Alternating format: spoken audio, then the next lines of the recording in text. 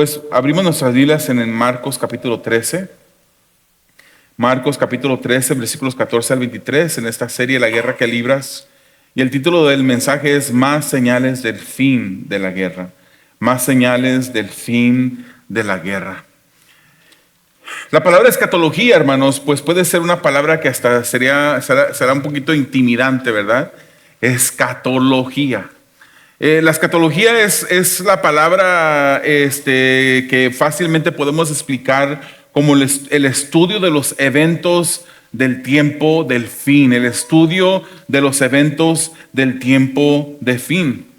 Quiero decirles, hermanos, que a diferencia de otras doctrinas de las Escrituras, la escatología no es una doctrina de primer orden. Hay doctrinas de primer orden. Hace un ratito estaba hablando con un hermano que hablábamos sobre un pastor que está describiendo está dando una explicación que está contradiciendo lo que la Biblia misma dice acerca de la Trinidad. Por ejemplo, la Trinidad es una de esas doctrinas de primer orden. ¿Y a qué me refiero con primer orden, segundo orden? Lo que pasa es que cuando yo puedo llamarle a otra persona, aunque no sea denominacional como nosotros, si es pentecostés, si es bautista, si es presbiteriano, siempre y cuando ellos crean en esas doctrinas del primer orden, son mis hermanos. Yo los puedo llamar hermanos. La Trinidad es una de esas cosas. Yo puedo llamarle a un hermano bautista, pentecostés, presbiteriano, siempre y cuando creamos en el Dios trino que la palabra me enseña, yo puedo llamarle hermano. Si uno de ellos dice que Jesús no es Dios, entonces ahí yo digo, entonces no puedo llamar a esa persona hermano, porque esa es una doctrina, la doctrina de Cristo es algo esencial que todos los cristianos, aunque seamos de diferentes denominaciones, tenemos que creer en eso para poder llamarnos hermanos. Pero la escatología no forma parte de esas doctrinas de primer orden. La escatología es algo de segundo orden. Hay personas que incluso apuntan a tercer y cuarto orden, pero pues yo nomás digo primer orden y segundo orden. Si no es de primer orden, es de segundo y ya creemos algo diferente, pero sigue siendo mi hermano siempre y cuando sea algo de segundo orden. Por ejemplo, hermanos, diferentes estudiosos serios de la Biblia, personas, pastores, teólogos que yo conozco, que yo escucho, tienen diferentes posiciones sobre los eventos del fin del tiempo, pero son hermanos, pero tienen diferentes posturas. Ahí les va un ejemplo sobre la tribulación y el rapto. Hay pastores teólogos que no creen en el rapto. Por ejemplo, uno de ellos es Voddie Baucham. Un pastor que recientemente era bautista, que recientemente acaba de fallecer, un hermano poderoso en las escrituras, que el Señor lo usó muy, muy bonito. Él no cree en el rapto, él cree que la iglesia va a pasar por la tribulación. Hay otros pastores que creen que va a haber un rapto antes de la tribulación. Otros que dicen que el rapto va a ser a la mitad de la tribulación. Otros que dicen, como Voddie Baucham, que el fin será que la iglesia va a pasar por la tribulación entera y luego va a suceder el encuentro de la iglesia con Jesucristo. Hay diferentes posiciones en eso. Porque la escatología o el estudio de los últimos tiempos no es algo que esté directamente tan claro en las escrituras. Hay pasajes donde para total transparencia, yo soy un pastor que creo que la iglesia va a ser llevada, va a ocurrir el rapto antes de la tribulación. Eso es mi postura. Pero hay pastores que creen diferente, que yo puedo llamarles hermanos todavía porque no creen en algo de segundo orden diferente, pero es segundo orden a lo que yo creo. Ahora, hermanos, algunos dicen que los sucesos del capítulo 13 que vamos a estar viendo en el día de hoy ya sucedieron en el primer siglo, que estas cosas no van a suceder después. Algunos detalles de las profecías son similares a unas cosas que han sucedido en la historia, pero, por ejemplo, hermanos, no ha sucedido el hecho de que las naciones atacan a Israel, según Zacarías capítulo 12. Eso no sucedió así como está escrito en Zacarías 12. Por ejemplo, Cristo no ha regresado. No podemos decir que los eventos que está describiendo Jesús en el capítulo 13 ya sucedieron con anterioridad a nuestro tiempo. El reino milenial, por ejemplo, no ha sido establecido. Sea que el rapto, a lo mejor tengo yo razón, pero yo no puedo decir con toda seguridad que la iglesia no va a pasar por el rapto. O que va a pasar por el rapto. Yo creo que no vamos a pasar por el rapto, pero puedo que esté equivocado yo. Sea que la iglesia sea raptada, llevada al cielo antes de la tribulación, a la mitad de la tribulación, al final de la tribulación. Lo que sí sé es que Dios ha prometido que siempre va a estar con nosotros, que Él nunca nos va a abandonar, ya sea que pasemos por tribulaciones. Por ejemplo, el pastor Voddie Baucham decía, ¿por qué es que nosotros los cristianos del día de hoy pensamos que no vamos a pasar por la tribulación? Si muchos hermanos de nosotros pasaron por tribulación. ¿Por qué somos nosotros especiales? Y tiene razón, tiene razón. Ahora yo diría, espérate, todas las tribulaciones, las persecuciones que han habido a través de la historia para los cristianos han venido de parte de gobernantes, personas que han querido destruir a la iglesia. En el tiempo de la tribulación, eso va a ser un castigo, un juicio que viene directamente de Dios para los habitantes de la tierra. Entonces es diferente ahí. Aparte que yo veo Apocalipsis, como en Apocalipsis capítulo 2 y 3 hay mensajes a la iglesia, ¿verdad? La iglesia de Éfeso termina con la iglesia de la Odisea. Son 7 iglesias. Y al final, al final del capítulo 3 ya no se escucha a la iglesia mencionar, sino hasta el final del libro de Apocalipsis. Yo entiendo eso como que en el versículo 1 del capítulo 4 usted mira que Juan se le dice, sube acá. Yo entiendo eso como que es el rapto que el Señor le dice a Juan como representación de la iglesia. Ya la iglesia no se menciona otra vez hasta el final del libro de Apocalipsis, como que está raptando a la iglesia. Entonces sucede todo lo que en las escrituras nos habla sobre la tribulación. Eso solamente es algo que es mi convicción, pero yo con eso no puedo decirle con toda seguridad la iglesia no va a pasar por el rapto. Yo no lo puedo decir, no lo diría. Es mi convicción, pero puede que esté equivocado sobre eso. Sea que el rapto es antes, a mediados o después, el Señor siempre va a estar con nosotros porque Él ha prometido no abandonarnos, hermanos. Él también prometió que un día viviremos con Él. Estamos de pasada por aquí, ¿verdad? Está bien, tengan su casa, pague su casa a tiempo. Si Dios le da la bendición de comprar una segunda casa, rentar la primera, maravilloso, qué bueno. Pero no ponga su corazón en las propiedades. No ponga su corazón en la cuenta del banco, no ponga su corazón en el carro que Dios le ha dado y le ha bendecido. Porque no somos de esta tierra. Vamos de paso. En el momento cuando dejemos esta tierra, esas cosas se van a quedar ahí. Yo le regalo toda la propiedad a quien quiera. El primero que llegue a mi casa es suya. Les voy a dejar en un papelito escrito el código el número para poder entrar a mi casa. El que la quiera. Ya mi familia y yo no vamos a estar. Vamos al versículo 14 de Marcos 13. Marcos 13, versículo 14, la primera parte, la preparación para la huida. Veamos lo que dice las Escrituras. Esto es Jesús hablando, dice, ahora bien, cuando vean la abominación que causa destrucción, donde no debe estar, el que lee, que lo entienda. ¿Qué quiere decir esto? Hermanos, después de las señales que vimos la semana pasada en los versículos del 1 al 13, Jesús se enfoca específicamente en un suceso que ocurrirá dentro de la historia inmediatamente antes de su venida. Ahora aclaremos una cosa, hay muchos cristianos que tienen confusión sobre esto. Está su venida y está el rapto, que son dos cosas diferentes. En el rapto Jesús no viene a la tierra y toca la tierra. El rapto es el Señor levantando a su iglesia y llevándosela al cielo, los que estemos vivos en ese momento. Su segunda venida es otro suceso después, de acuerdo a mi convicción, de acuerdo a mi entendimiento de la palabra. No es lo mismo.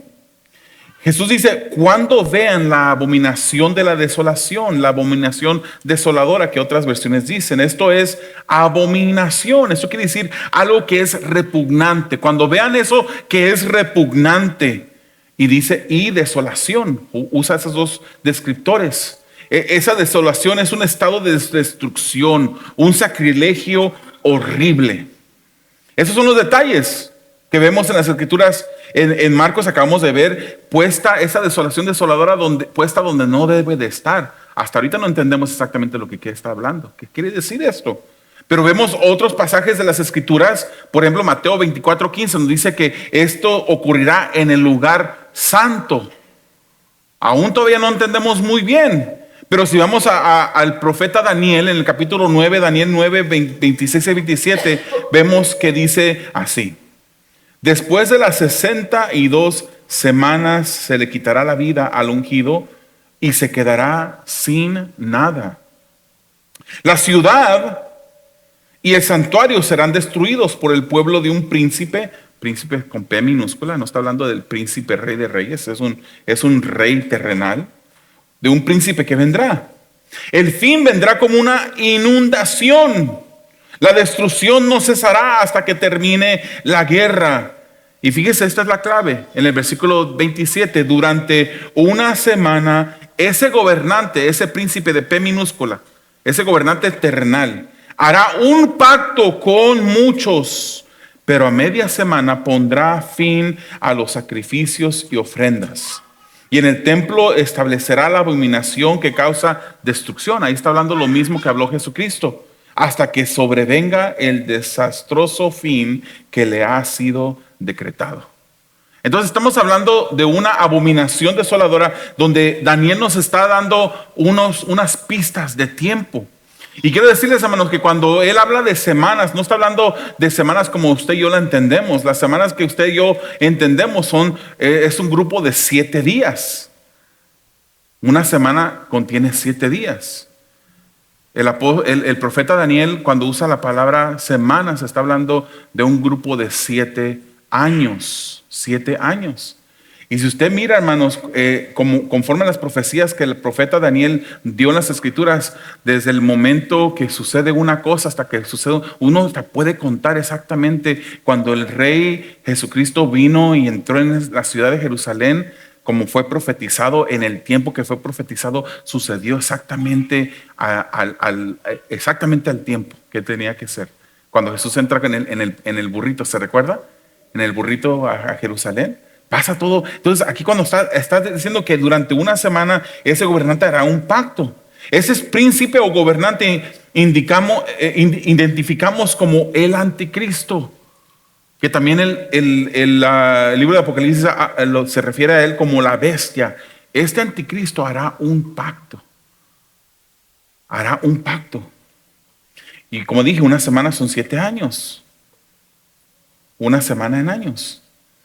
Pero dice que a la mitad de esa semana, o sea, a los 3 años y medio, él romperá el pacto. Cancelará el culto y las ceremonias en un templo judío futuro. Hoy en día, usted va a Jerusalén y quiere visitar el templo, no hay templo. No hay templo.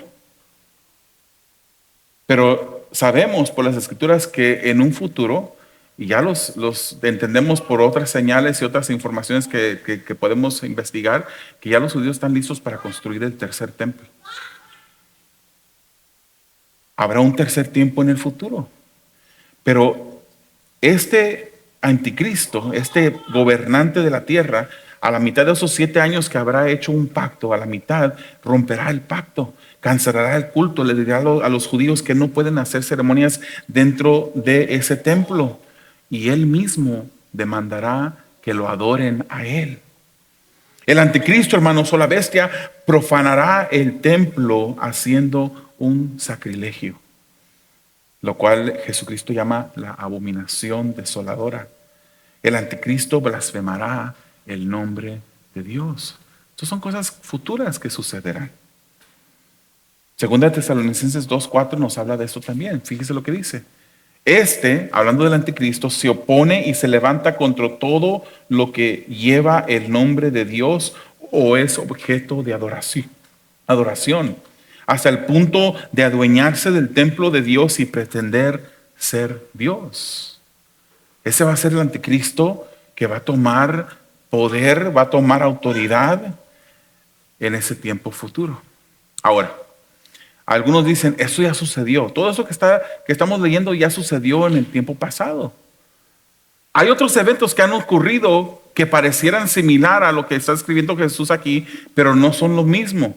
Tienen algunas similitudes, pero no son lo mismo. Le voy a dar un ejemplo. En el año 167 antes de Cristo, esto es antes de Cristo, en el año 167 Antíoco IV profanó el templo que había sido levantado cuando los judíos regresaron del exilio babilónico, dirigidos por Esdras y Nehemías, ¿se recuerda? Había un templo y este Antíoco IV profanó ese templo. Él construyó un altar a Zeus, un dios pagano, a Zeus, y sobre el altar de los holocaustos de sacrificio, él sacrificó un cerdo. Uno lo puede leer en la historia, eso pasó. Eso es algo terrible, eso es una abominación horrible. Él en ese tiempo, en el 167 antes de Cristo, él mata a muchos judíos. Hace a muchos judíos, también los convierte en esclavos y prohíbe la circuncisión. Uno diría, ahí está terminando con el culto, está terminando con la adoración. Obligó a muchos judíos a sacrificar a ídolos y también a comer cerdo. Usted sabe que los judíos no comen cerdo, no comen puerco. Usted invita a un judío a unos tacos de carnita, le va a decir, no, ellos no comen eso. Pero esto es diferente al suceso que está hablando Daniel y que está hablando Jesús. Porque Antíoco IV no hizo pacto por 7 años, como dice Daniel, que hará pacto por una semana, 7 años. Y también no puede ser que este suceso de Antíoco IV sea lo que está hablando Jesús, porque Jesús está hablando como algo que sucederá, algo futuro. Y esto pasó en el 167, 200 años antes de que Jesús dijera esas palabras, pasó. Aproximadamente 200 años antes. Entonces no puede ser. Aunque ha pasado otras cosas que parecieran similares, no puede ser la misma. Jesús dijo, cuando vean la abominación desoladora, en este momento sucederá algo. Hermanos, entendemos por las Escrituras que la tribulación se compone por esos 7 años. Esos 7 años, esa semana del pacto que ese gobernante hará. Pero eso se llama la tribulación. Hay una porción de la tribulación que se le llama la gran tribulación. La gran tribulación no son los 7 años. La gran tribulación es la segunda mitad de esos 7 años. Eso es la gran tribulación. En el momento cuando vean, dice Jesús, cuando vean la abominación desoladora, cuando vean que el lugar santo, el templo es profanado, que este hombre que hizo un pacto por 7 años rompe el pacto a la mitad de esos 7 años y exige adoración y profana el templo, el lugar santo del templo, entonces comenzarán los años de la gran tribulación. Vemos más ejemplos en las Escrituras. Si usted quiere leer todo acerca de la gran tribulación, usted puede ir a Apocalipsis capítulos 13 hasta el 19. Y usted podrá leer todo lo que va a suceder en ese momento como un juicio de parte de Dios sobre la tierra. Hermano, será horrible. La palabra del Señor nos dice que habrán aquellos hombres que pedirán a las peñas que caigan sobre ellos con tal de no estar viendo lo que Dios está haciendo, el juicio que estará haciendo en ese momento. Apocalipsis 13:5 dice, se le confirió autoridad para actuar durante 42 meses. ¿Cuántos son matemáticos aquí? ¿Cuántos son 42 meses? 3 años y medio. 42 meses son 3 años y medio. Se le da autoridad durante esos 3 años y medio. Mateo 24:21, porque habrá una gran tribulación, como no lo ha habido desde el principio del mundo hasta ahora, ni la habrá jamás, dice Jesucristo. Daniel capítulo 12, versículo 1 dice, habrá un periodo de angustia como no la ha habido jamás desde que las naciones existen. Y Jesús dice, el que lee, que entienda. Cuando suceda eso, comenzará la gran tribulación. Comenzará la gran tribulación. Los discípulos no leyeron eso, hermanos. El que lee, que entienda. ¿Quién está leyendo ahora? Nosotros estamos leyendo. Los discípulos no tenían esto escrito, estaban escuchando, no estaban leyendo. Nosotros somos los que estamos leyendo, nosotros somos los que tenemos que entender. Esto fue escrito para los cristianos de los tiempos después de los discípulos, especialmente los que estén en la tierra durante esta gran y terrible tribulación o tiempo de angustia. Hermanos, la maldad va incrementando. Posiblemente ha habido maldad todo el tiempo, pero hoy en día la maldad se está destapando. Por haberse multiplicado la maldad, el amor de muchos se enfriarán. Y llegará momento en que a lo bueno le llaman malo y a lo malo le llaman bueno. Hoy está al revés, toda la cosa está al revés. Hoy se ha destapado la maldad. Hoy podemos ver cómo el enemigo ha cegado las mentes y los ojos, la visión de muchas personas, llamando cosas buenas que son malas. Ideologías destructivas en la familia y un montón de cosas que está pasando. El incremento de la maldad, vemos que está en aumento. El tiempo de la gran tribulación fue anunciado por Jesús como advertencia de estar alerta, de estar mirando. Estamos en una guerra espiritual, hermanos. ¿Estamos luchando, permaneciendo alerta o estamos durmiéndonos? Estamos despistados con las diferentes tareas que hay que hacer. Vamos al segundo punto, la huida urgente. Marcos 13, versículos 14, la segunda parte 14 hasta el 18, que dice así: entonces los que estén en Judea, huyan a las montañas, dijo Jesús. El que esté en la azotea, no baje ni entre en casa para llevarse nada. Y el que esté en el campo, no regrese para buscar su capa. Ay de las que estén embarazadas o amamantando en esos días, en aquellos días. Oren para que esto no suceda en invierno. Viene algo difícil para la tierra. Entonces unos versículos instructivos de parte de Jesús. Nos está dando instrucción. Cuando vean eso dice, corran, huyan, corran. Es como cuando se está incendiando una casa, ¿verdad? ¿Qué es lo que hay que hacer? ¿Qué haría usted, hermano, si su casa está envuelta en llamas? Obviamente uno entra si hay un ser querido adentro para tratar de rescatarlo, pero si hay puras cosas materiales adentro, ¿qué hace?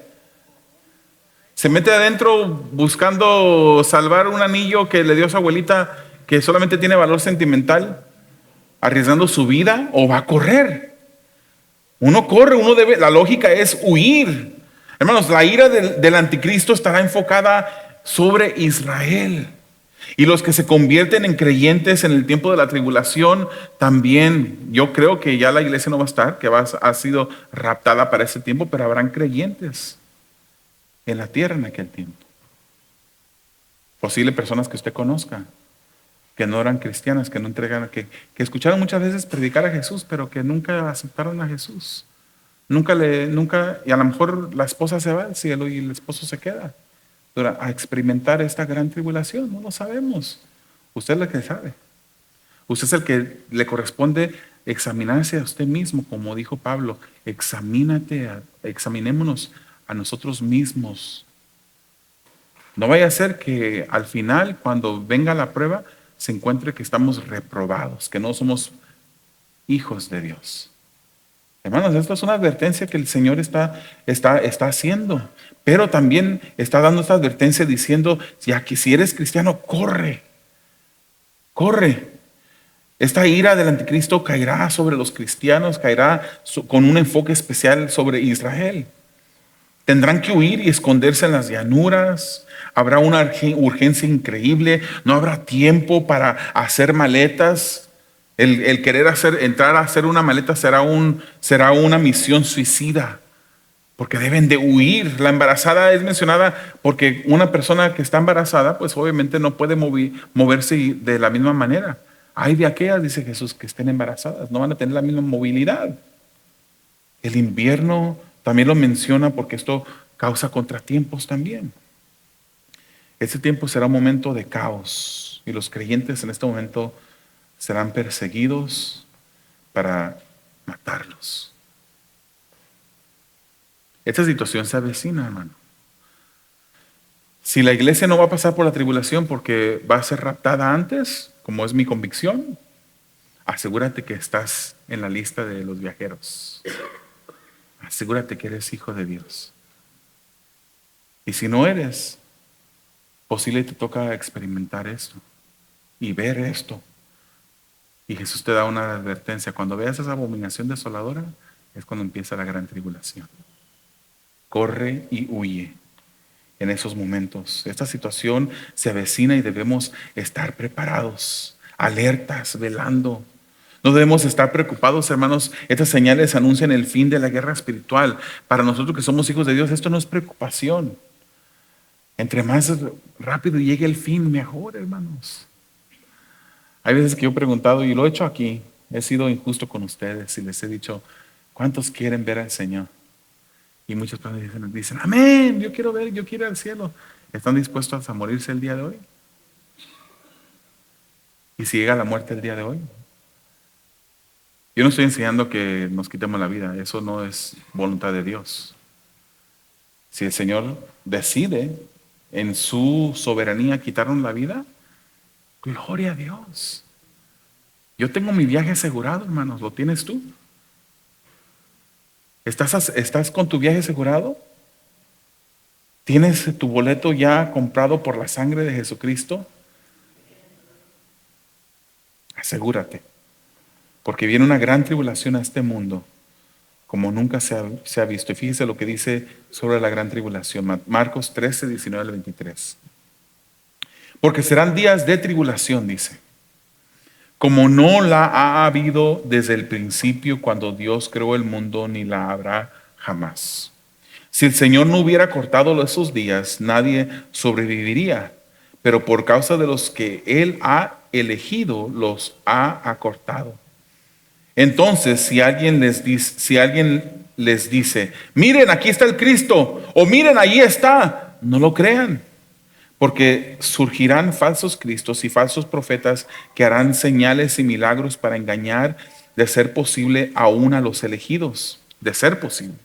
No es posible, pero de ser posible, a los elegidos los engañarán. Versículo 23. Así que tengan cuidado, se lo he dicho a ustedes todo de antemano. Es un momento difícil en la historia de la tierra. ¿Sabe cuántos murieron en la Segunda Guerra Mundial?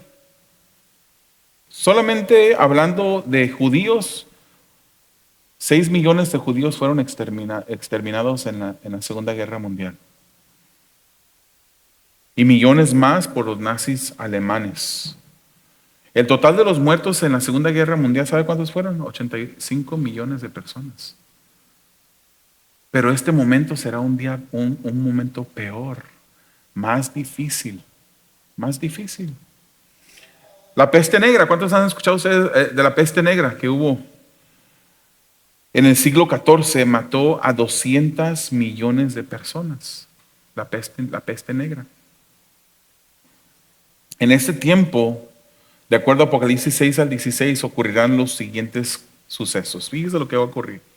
Grandes terremotos, granizo y fuego que destruirán la tercera parte de la vegetación del planeta.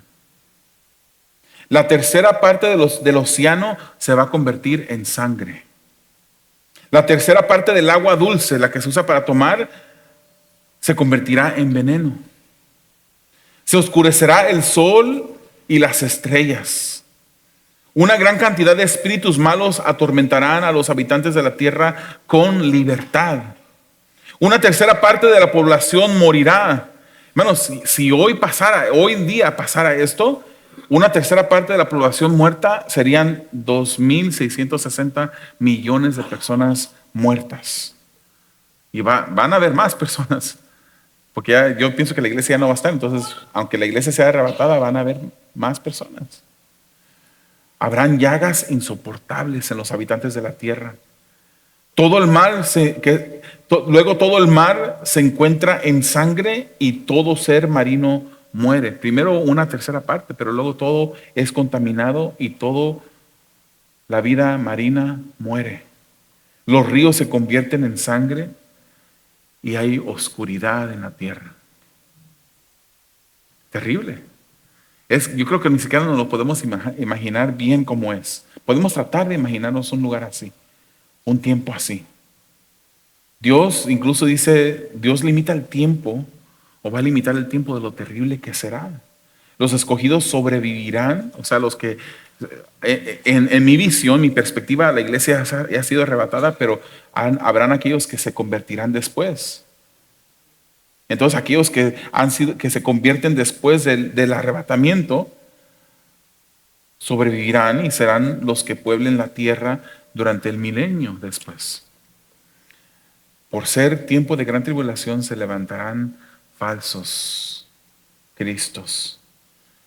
Y estos van a recibir poder para hacer milagros y prodigios. Y muchas personas serán engañadas pensando, ahí está el Cristo. Hoy en día, hermanos, hay unas cosas terribles, hay aberraciones que uno solamente tiene que abrir el teléfono, meterse a YouTube y empezar a ver un montón de cosas. Ahí está uno que se quita el saco y se llama Dinero Moon. Traducido al inglés, traducido. Se llama dinero, es Cash Luna. Ese es un falso profeta, hermano. No lo escuche. No lo escuche. Se quita el saco y ahí hay unos que están en su frente sentados y él, para demostrar el poder que Dios le ha dado a él, agarra el saco y hace de cuenta como que pinta una raya así en el piso. Y le dice a los que están ahí enfrente, a ver, atrévete a pasar esa línea. Y ahí vienen los inocentes, se paran y se acercan a la línea ficticia que está ahí, empiezan a temblar y caen al piso. ¿Qué gloria trae eso a Dios, hermanos? ¿Qué gloria trae eso? De repente miras otros videos de gente que se está burlando de las cosas de Dios. Miren, hermanos, una mano más larga que la otra. No tengo, mis manos están bien, ¿eh? Mire, están más largas. Y empiezan a declarar y a hacer cosas y se empieza, ¡ay, milagro de parte de Dios! ¡Ay, vimos la imagen de una virgen en un árbol que apareció en diferentes lugares! Hoy en día ya hay muchas personas que el enemigo ya ha estado empezando a hacer sus obras malignas para engañar a las personas. Y en este tiempo algunos dirán, ahí está el Cristo, mira el poder que tiene ese. Y Jesús dice, no lo crean, no se dejen engañar. Si fuera posible, Jesús apunta a lo ingenioso de los prodigios y milagros que estos harán.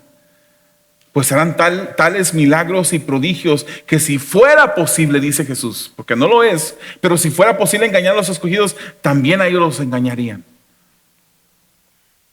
Nosotros debemos de estar alertas porque la venida, el rapto del Señor está cerca, hermanos. Tenga su boleto comprado. Y ese rapto, hermanos, será el fin de la guerra espiritual que estamos luchando en este momento. Ese rapto será el fin. Y para los que no tengan boleto comprado en ese rapto, la gran tribulación será el tiempo en el que se juzgará la maldad y la incredulidad del mundo. Tiempo de disciplina a la nación de Israel por su rechazo al Mesías, pero también un tiempo de trato especial de Dios para que ellos se arrepientan y reconozcan a aquel que rechazaron cuando vino, Jesucristo. Jeremías 37 dice, ¡ay! Y este ay es un ay de dolor, de sufrimiento. Ay, será un día terrible, un día sin comparación, será un tiempo de angustia para Jacob. Jacob es Israel, pero será librado de ella. ¿Por qué Israel, hermanos? ¿Por qué Israel? Dios tiene un trato con Israel. Dios no ha olvidado a Israel. Yo quiero decirle eso. Hoy en día hay cosas también que se están diciendo que ese Israel no es el mismo Israel étnico que desciende de Abraham. Hermanos, lo digo sin temor a equivocarme. Yo no puedo apoyar todo lo que ha hecho Israel tampoco. Pero yo tengo que orar por Jerusalén. Yo tengo que orar por la paz. de Jerusalén. Así nos dicen las Escrituras. Hermanos, si ese mismo pueblo de Israel, viendo los prodigios y ese monte cómo ardía, cómo descendían relámpagos, humeaba el monte y se escuchaban los estruendos de la voz de Dios cuando Él dio los mandamientos, incluso le dijeron a Moisés, dile por favor que no hable, que mejor nos hable a través de ti. Ellos mismos, viendo esos milagros y esos prodigios, después andan en el desierto, se comprometen en servir a Dios. Y después niegan lo que prometieron. ¿Qué esperamos de un pueblo que hoy en día es gentil, de un pueblo que no sigue a Jesús, que no ha entregado su vida a Jesús? Mas aún así Dios nos dice, oremos por ellos. Oremos. Este es un pueblo que Dios no ha olvidado. Por ahí hay una teología del reemplazo. Una teología del reemplazo, así se llama, teología del reemplazo, donde dicen que ya Dios ha olvidado a Israel y que lo hizo a un lado y que la iglesia ha tomado el lugar de Israel. Es verdad que la palabra del Señor nos dice que por fe nosotros somos hijos de Abraham. Así nos dice en el Nuevo Testamento. Somos herederos también juntamente con Cristo porque hemos puesto nuestra fe en Jesús. Somos hijos de Abraham. Pero Dios no ha podido, nunca va a hacer a un lado a Israel. Porque si Él hace a un lado a Israel, entonces Él ha fallado las promesas que Él mismo le hizo a este pueblo, que aún no ha sido cumplido. Esta teología del reemplazo alega que Dios ha hecho a Israel completamente a un lado y lo ha reemplazado por la iglesia, y por lo tanto la iglesia hereda las promesas que Dios le había hecho a Israel. Es problemático porque Dios entonces no cumple sus promesas. ¿Acaso Dios falla sus promesas? Entonces, hermanos, corramos de aquí. Renunciemos a ser cristianos, porque si Dios no es un Dios que cumple sus promesas, ¿a quién le estamos sirviendo? Sin embargo, no es así. Dios cumple sus promesas. Podemos creer que Él lo que dijo lo va a cumplir. Nosotros creemos, hermanos, que Dios todavía está tratando con Israel y tiene un trato futuro para con Israel. Dios no ha sustituido a Israel. Él cumple sus promesas. Si usted lee el libro de Romanos capítulo 11, ese capítulo 11 de Romanos es un capítulo que habla sobre el trato de Dios para el pueblo étnico de Israel en el futuro. El 11, el futuro. El 10 habla del trato de Dios con Israel el día de hoy. El 9 trata del trato de Dios con Israel en el tiempo pasado. Usted lo puede leer, el 9 pasado, el 10 presente y el 11 es el futuro. Dios aún tratará con Israel.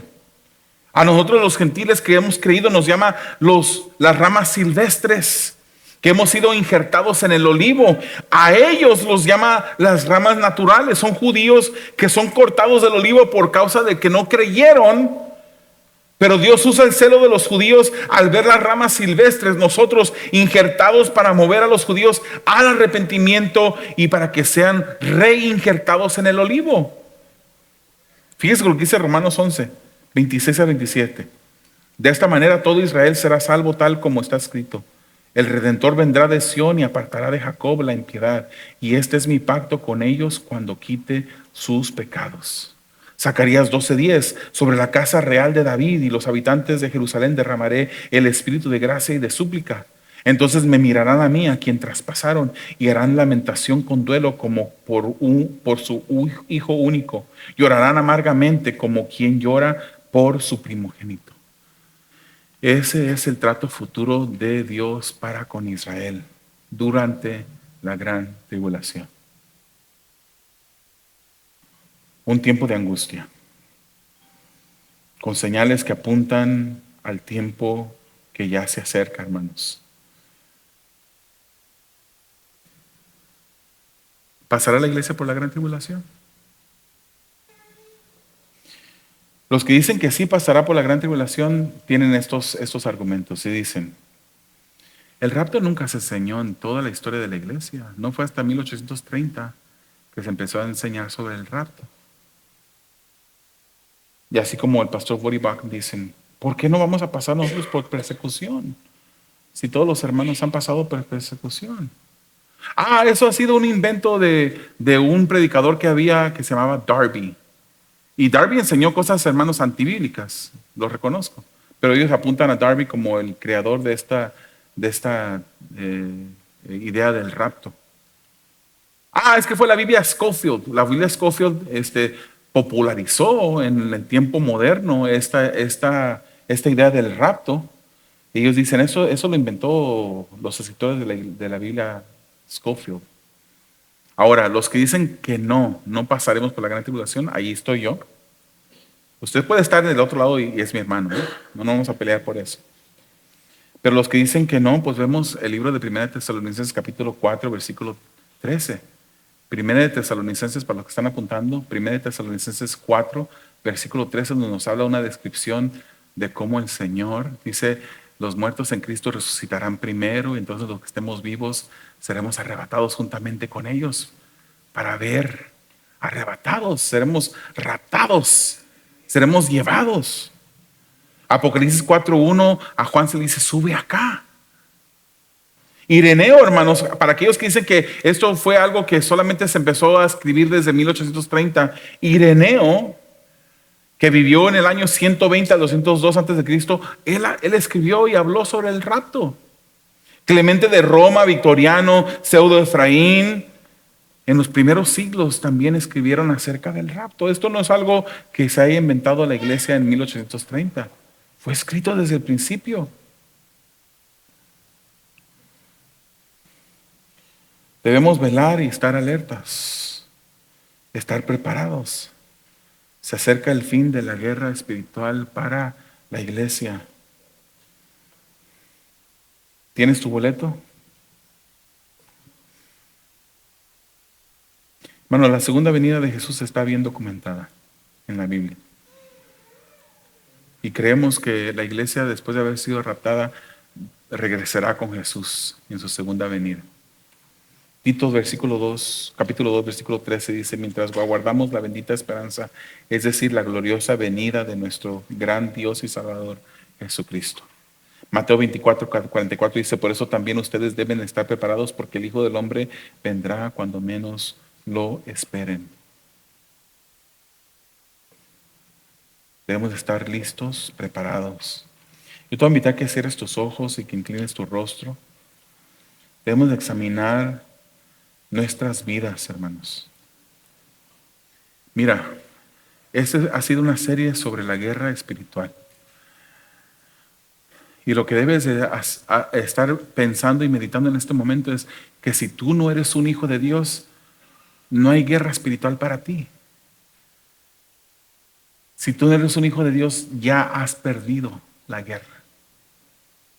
Tú necesitas ser parte de aquellos que juntamente con Jesucristo son victoriosos. Tienes que asegurar, hermano, ¿cómo estás viviendo?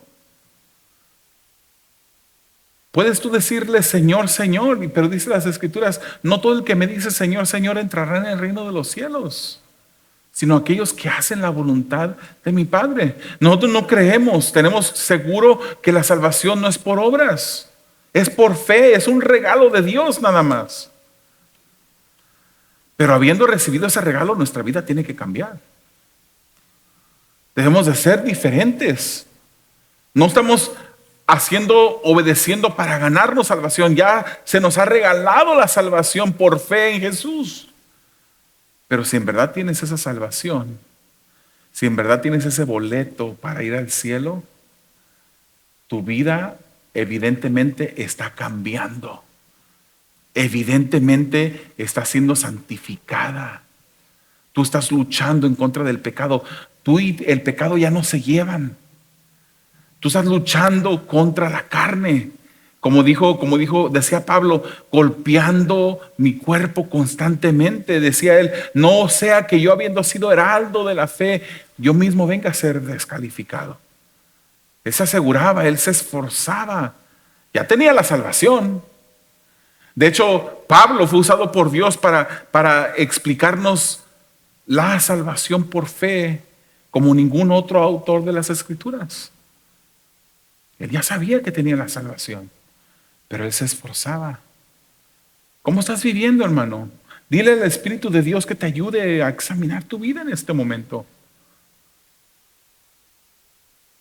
La salvación, el Evangelio es la victoria de la guerra espiritual. En Él tenemos salvación. Fuera de Él estamos perdidos y hemos perdido la guerra. Y eso aplica también para ti, amigo, que no conoces al Señor. Ya sea que estés en este lugar o que nos estés mirando en línea. Jesucristo vino a este mundo para morir como un sacrificio sustitutorio por aquellos que ponen su fe en Él. Merecemos el castigo eterno. Merecemos la muerte, el infierno, lo merecemos. Porque Dios es justo. Si no castiga el pecador, nos dejaría de ser justo. Pero como Él castiga el pecado, Él también ofrece la salida, un escape. Pon tu fe en Jesús en este día y serás salvo. Oremos. Amado Dios, te damos gracias por tu palabra. Te damos gracias, Señor, porque la guerra espiritual, Señor, no es algo fácil, no es algo deseado. Pero si estamos luchando esta guerra espiritual es porque somos tuyos, porque tú nos has salvado. Y esperamos, Señor, ese día glorioso en que podamos verte cara a cara y disfrutar, Señor, de una eternidad a tu lado. Yo ruego y pido, Señor, que tú ayudes a mis hermanos, los que ya te conocen, Señor, mis hermanos. Ayúdanos, Señor, a honrarte, Padre. Ayúdanos a vivir para ti. Y si hay aquellos, Señor, que aún no te conocen, te pido, Padre, que tu salvación llegue a sus vidas el día de hoy. Para tu gloria lo pido, Señor. Para el bien de tu iglesia, haz tu voluntad en nosotros. En el nombre de Jesús. Amén.